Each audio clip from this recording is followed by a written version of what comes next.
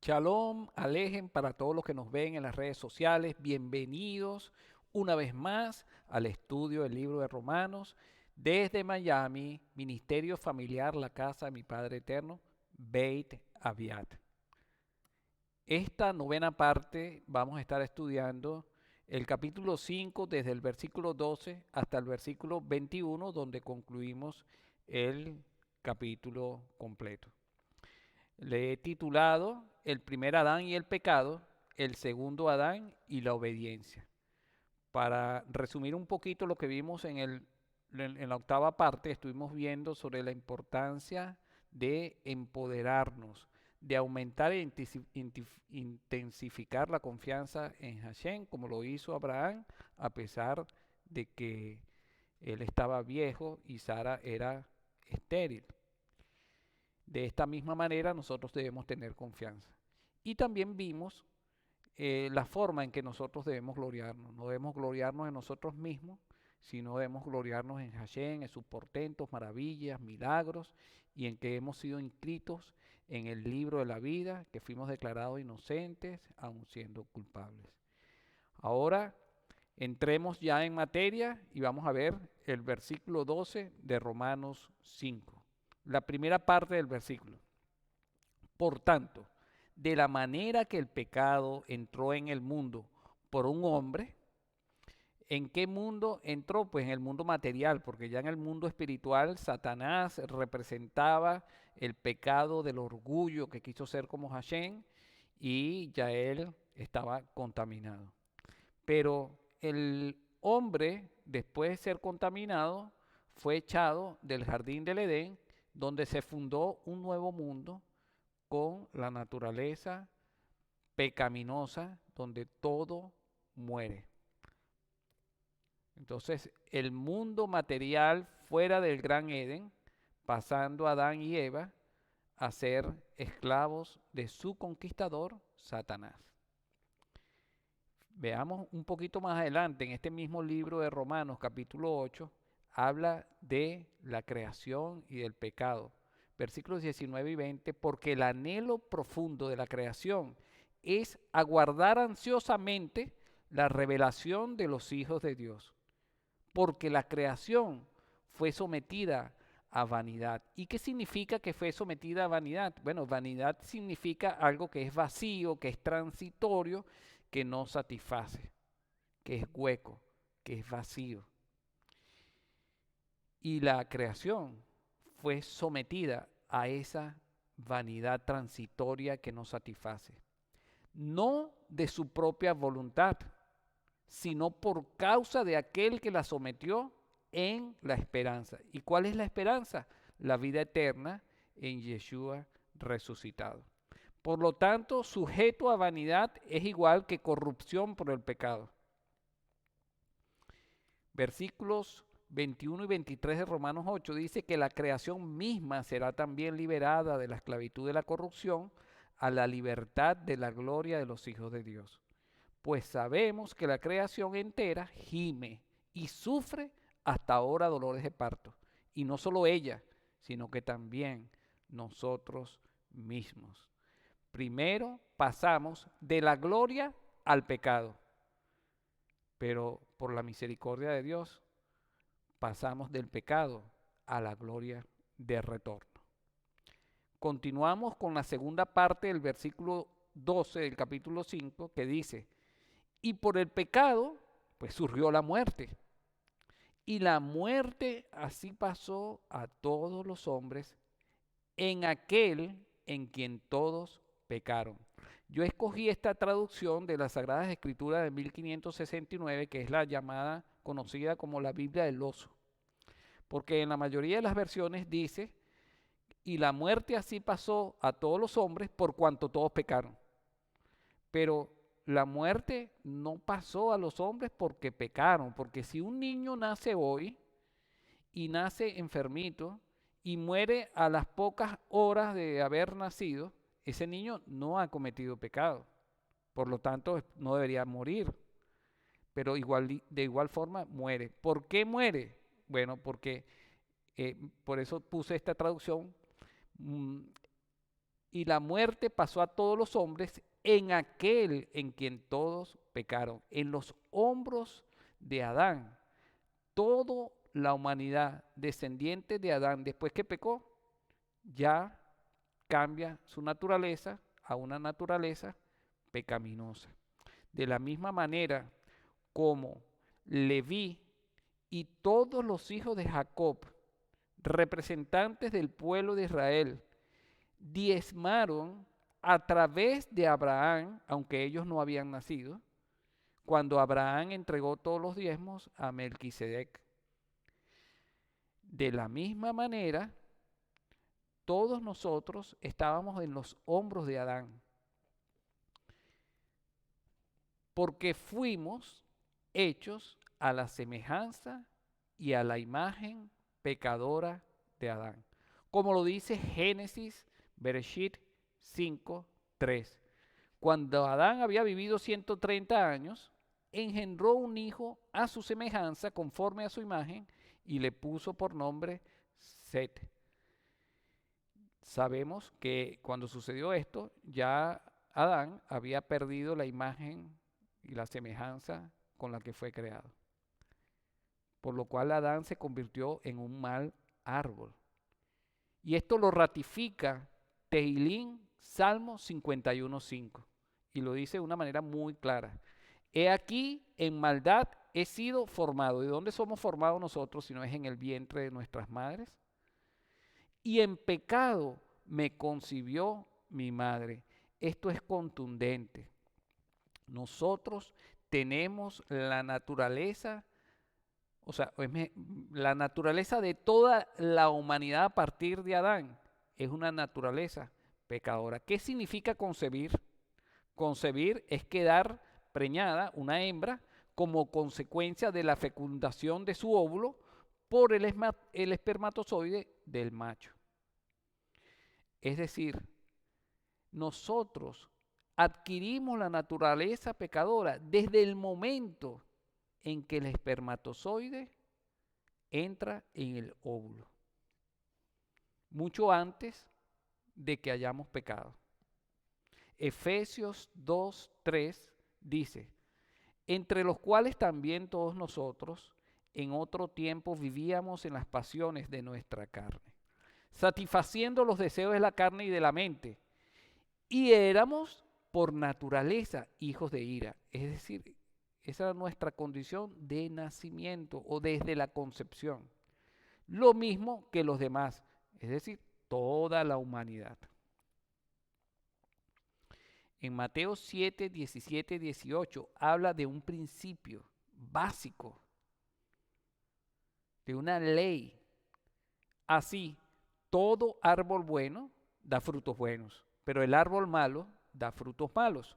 Un árbol bueno no puede producir frutos malos, ni un árbol malo puede producir frutos buenos. Siendo Adán pecador, con una naturaleza caída, estando en condenación, no podía dar un buen fruto. ¿En qué momento una persona es destituida de la gloria de Dios? Bueno, como hemos visto, desde el momento de su concepción. Algunas personas se confunden cuando leen versículos como el que voy a leer ahorita. Devarim, Deuteronomio 24:16 dice, los padres no morirán por sus hijos, ni los hijos morirán por sus padres. Cada uno morirá por su propio pecado. Pero nosotros no morimos por el pecado de Adán. Simplemente adquirimos la naturaleza de Adán, pero nosotros morimos por nuestros propios pecados, porque teniendo nosotros la posibilidad de arrepentirnos, teniendo nosotros al ver la creación de Dios, reconocer la magnanimidad de Dios, humillarnos delante de Él, pedirle su favor, nosotros decidimos no reconocerlo. Por lo tanto, lo único que queda es una condenación para cada ser humano. Ezequiel 18:20 dice, el alma que peque, esa morirá. El hijo no cargará con la iniquidad del padre, ni el padre cargará con la iniquidad del hijo. La justicia del justo será sobre él y la maldad del impío será sobre él. Y esto no anula lo que ya hemos dicho anteriormente. Al contrario, lo ratifica. Nosotros pecamos porque tenemos la naturaleza pecadora. Un perro ladra porque esa es su naturaleza. El león caza porque aunque no haya cazado en las primeras semanas de nacido, o en los primeros meses, esa es su naturaleza y al final lo va a hacer. Romanos 3:23 dice, por cuanto todos pecaron y están destituidos de la gloria de Dios. Y tenemos que ser conscientes que el pecado es lo mismo o es equivalente a estar destituidos de la gloria de Dios. Esa es nuestra condición desde que nacemos. Y ahora miren esto que ha venido siendo enseñado por miles de años a través de la doctrina de la Iglesia Católica. Dice el Papa Pío IX, mejor dicho, el presidente del Vaticano, porque no debemos llamar a Papa o Papá a nadie desde el punto de vista espiritual, en el año 1854, o sea, menos de 200 años, en la bula Ineffabilis Deus Uno, dice así, para honra de la Santísima Trinidad, para la alegría de la Iglesia Católica, con la autoridad de nuestro Señor Jesucristo, con la de los santos apóstoles Pedro y Pablo y con la nuestra, ¿no? Se están poniendo pues a un nivel bastante elevado de autoridad. Dice así, definimos, afirmamos y pronunciamos que la doctrina que sostiene que la Santísima Virgen María fue preservada inmune de toda mancha de culpa original desde el primer instante de su concepción. Es decir, cuando el espermatozoide del papá de María fecundó el óvulo, ese espermatozoide pues no estaba contaminado de pecado, por eso que cuando concibió en la mamá de María, María fue concebida sin pecado. Prácticamente están diciendo que el papá de María es el equivalente al espíritu de santidad, que no podía transmitir el pecado, contradiciendo por completo todo lo que hemos venido diciendo o lo que hemos venido leyendo en Romanos, en Efesios, en los Salmos, en Génesis, en toda la Torá. Y continúa diciendo, por singular privilegio y gracia de Dios omnipotente, en atención a los méritos de Cristo Jesús, Salvador del género humano, ha sido revelada por Dios y por tanto debe ser firme y constantemente creída por todos los fieles.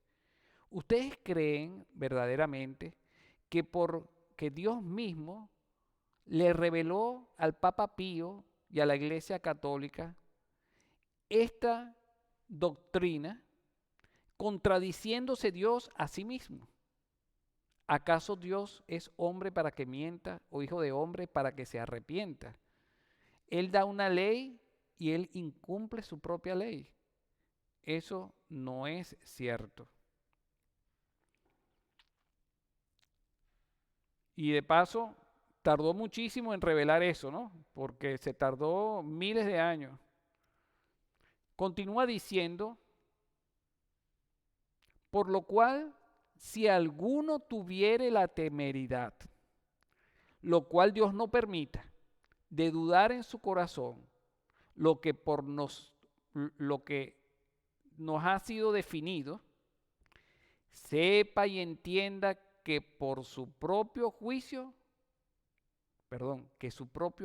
lo condena, que su fe ha naufragado y que ha caído de la unidad de la iglesia ya no es parte de la iglesia, cayó de la gracia, y que si además osaren manifestar de palabra o por escrito o de cualquier manera externa lo que sintieron en su corazón, por lo mismo quedan sujetos a las penas establecidas por el derecho. No solamente contradicen la palabra de Dios, no solamente asumen una autoridad que no les ha sido conferida, no solamente dicen una mentira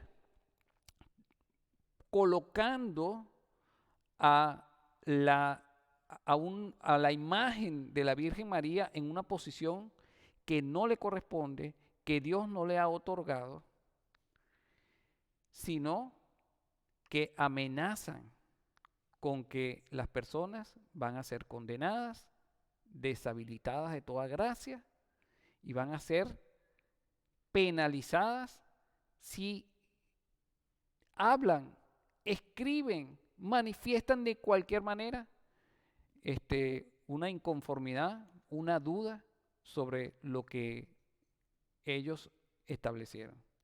Eso se llama simple y sencillamente manipulación, control de las personas.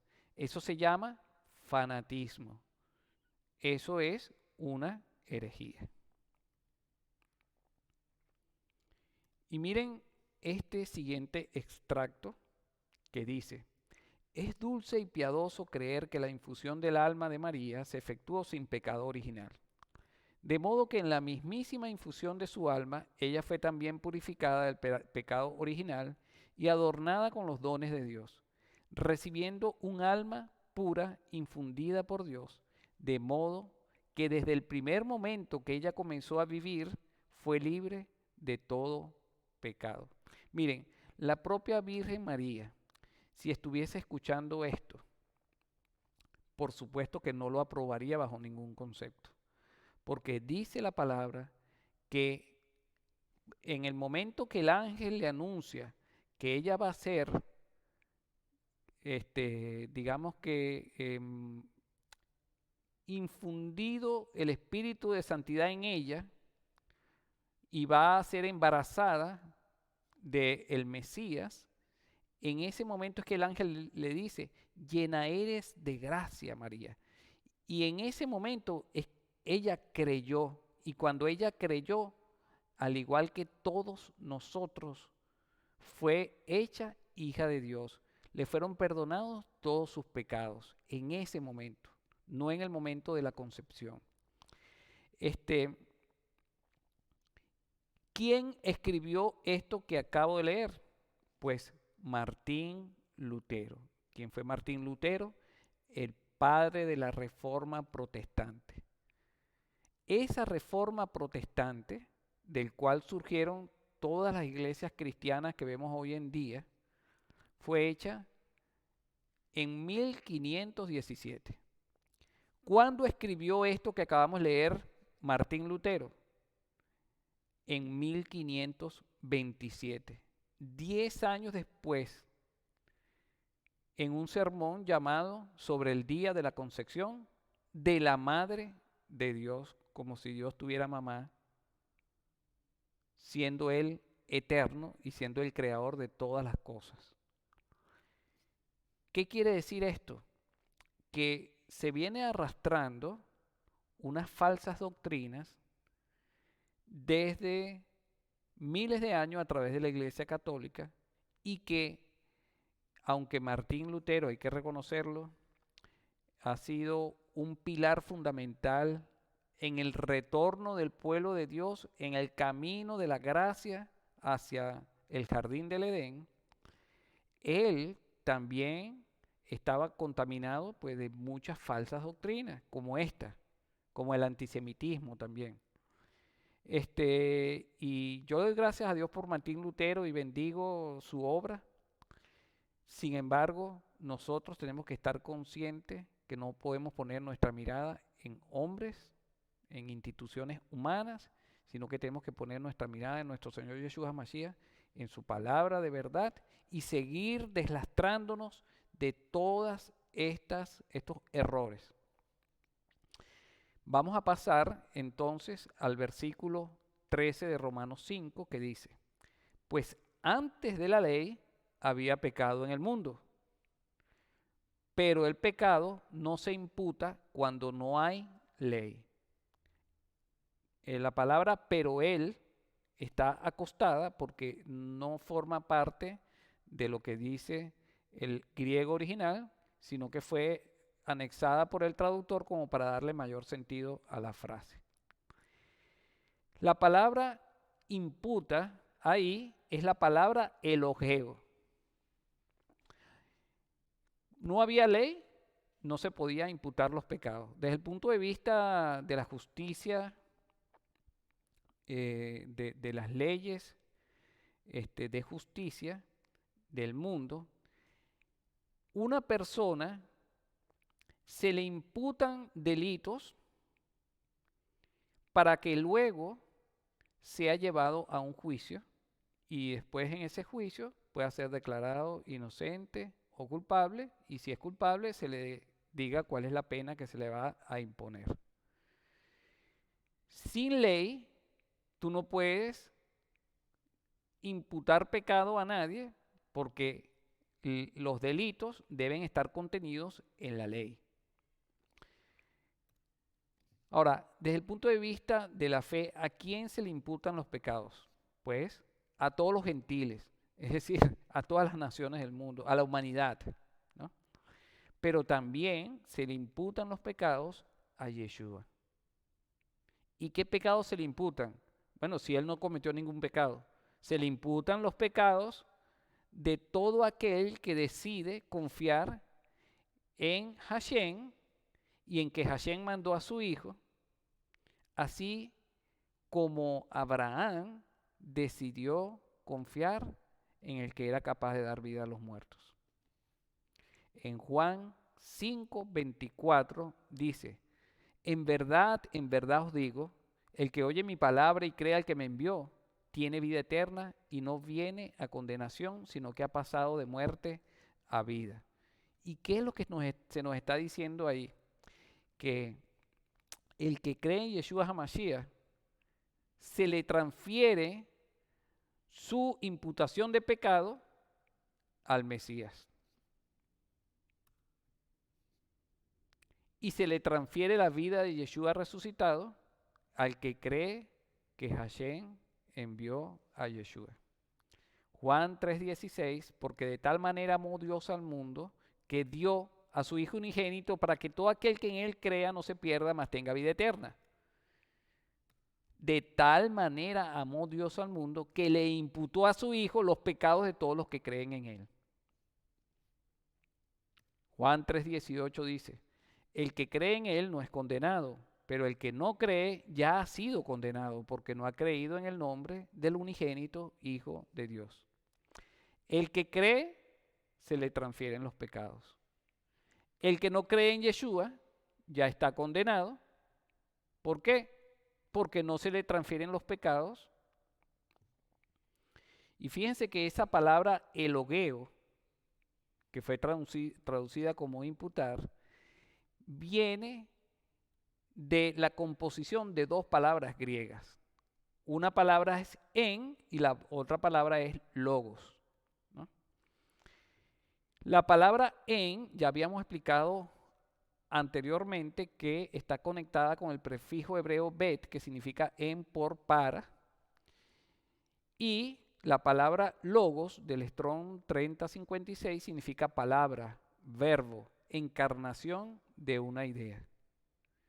En otro nivel de revelación se nos dice en el Evangelio de Juan, capítulo 1, versículo 1, que el verbo estaba en el principio y el verbo le pertenecía a Dios y Dios era el verbo y ese verbo se hizo carne.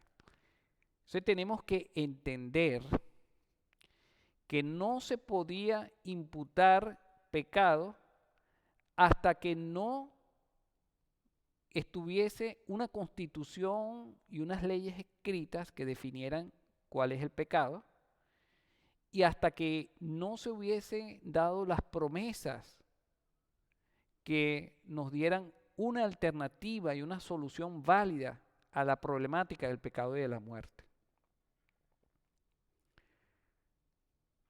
Porque de lo contrario, ¿qué necesidad? O sea, si todos vamos a ser condenados y no hay ninguna alternativa para llegar a las exigencias que Dios tiene, entonces el mundo que Dios creó estaría destinado a la destrucción y Dios lo hubiese hecho de una manera vana. O sea, hizo algo para después destruirlo. Eso no tiene sentido. Y traduciéndolo de una manera literal, el versículo 13 diría algo así: pues antes de la ley había pecado en el mundo, pecado no en el logos cuando no hay ley. Si no hay ley, no están las promesas de que el pecado del mundo iba a recaer sobre el Mesías. En Isaías 53, 11, 12, que es parte de los profetas, dice: debido a la angustia de su alma, él lo verá y quedará satisfecho. Por su conocimiento, el justo mi siervo justificará a muchos. ¿Cómo?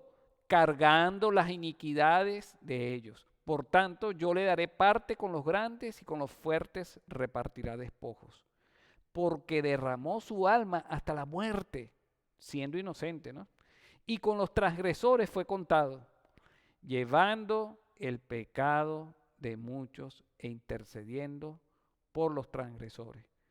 Hasta que no se dieran estas promesas, pues no podía venir el Mesías. Porque la Torá le imputa a Yeshua los pecados de muchos transgresores. Por lo tanto, la Torá, ¿qué hace? Nos define lo que es pecado. Nos habla de las consecuencias del pecado, en este caso la muerte. Calcula el pago en compensación, que es o nuestra vida, o en este caso la vida del Mesías. Y por lo tanto nos plantea la solución al pecado. Es la Torá entonces un instrumento doble, que primero nos da el listado de las exigencias de Dios para con el hombre y la cuenta, nos pasa la factura, la cuenta de cobro a la humanidad. Y número 2, es un pliego de promesas y juramentos. Romanos 5:14 dice: no obstante, reinó la muerte desde Adán hasta Moshe, aún en los que no pecaron a la manera de la rebelión de Adán, el cual es figura del que había de venir. Y aunque no había sido dada la ley, los hombres no fueron eximidos de la consecuencia del pecado. Versículo 15: mas no como el delito, tal fue el don. Porque si por el delito de aquel uno murieron los muchos, y aquí viene de nuevo el argumento Kal Vajomer, que es el argumento del más fuerte, mucho más abundó la gracia de Dios a los muchos y el don por la gracia de un hombre, Yeshua HaMashiach. Y continúa desarrollando el mismo argumento. Ni tampoco de la manera que por un pecado, así también el don. Porque el juicio a la verdad vino de un pecado para condenación, mas la gracia vino de muchos delitos para justificación. Continúa desarrollando el argumento, porque si por un delito reinó la muerte por uno, mucho más reinarán en vida por uno, Yeshua HaMashiach, los que reciben la abundancia de gracia y del don de la justicia. Así que de la manera que por un delito vino la culpa a todos los hombres para condenación, así por una justicia vino la gracia a todos los hombres para justificación de vida. Porque como por la desobediencia de un hombre, los muchos fueron constituidos pecadores, es decir, la desobediencia del primer Adán. Así, por la obediencia del postrer Adán, del segundo Adán, por la obediencia de uno, los muchos serán constituidos justos. Y la ley entró para que el pecado abundase.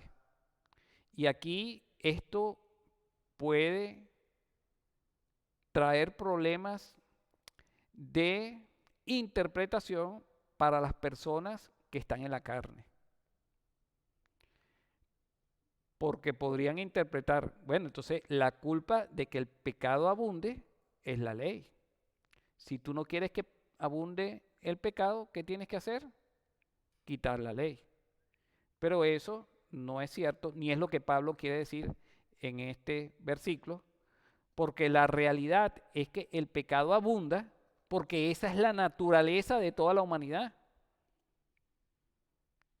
Tú sabes cuando nace una persona que esa persona va a ser pecadora, va a cometer pecado. Y tú sabes desde que nace que esa persona va a morir, porque es la naturaleza. Esa es la razón verdadera de por qué abunda el pecado en el mundo. Y ya les voy a explicar cuál es el correcto entendimiento de esto que dice Pablo. Pero cuando el pecado abundó, sobreabundó, hiperabundó la gracia. O sea, la ley entró fue para mostrar la abundancia del pecado del mundo, para definirlo y para calcularlo, haciéndonos conscientes para poder guiarnos al arrepentimiento en las manos de nuestro Salvador, Yeshua HaMashiach. La ley fue introducida para que cuando siendo conscientes nosotros de lo que es bueno y lo que es malo, no según nuestro propio criterio humano, sino según el criterio de Dios, entonces nosotros digamos, oye, verdaderamente estoy equivocado, estoy haciendo las cosas mal, no estoy honrando a Dios y, oye, y lo que el estándar que Dios me exige es imposible para mí alcanzarlo. Por lo tanto, me arrepiento y le pido al Señor, sálvame, perdóname. Voy en busca de la misericordia de Dios. Y el último versículo que vamos a ver por el día de hoy dice, para que de la manera que el pecado reinó para muerte, así también la gracia reine por la justicia para vida eterna, por Yeshua HaMashiach, Señor nuestro. Por lo tanto, el pecado reinó para muerte a partir del pecado de Adán y su descendencia. No se haya dado la ley o se haya dado la ley. Y la gracia reina para vida eterna por Yeshua HaMashiach y está disponible para Adán y su descendencia, antes de la ley y después de la ley. Sin embargo, era indispensable que primero fuera dada la ley y que toda justicia se cumpliera en él, en su carne, para que pudiera ser liberado el espíritu de gracia, el espíritu de santidad, que luego es el poder que nos va a resucitar a nosotros y es el que va a dar testimonio de que somos inocentes delante de Hashem cuando estemos en el juicio. Bueno, hermanos, espero que haya sido de bendición, que hayamos sido todos edificados y les espero en el próximo estudio. Shalom, alejen a todos. Que la paz y la gracia de nuestro Señor Yeshua HaMashiach sean sobre todos ustedes. Amén.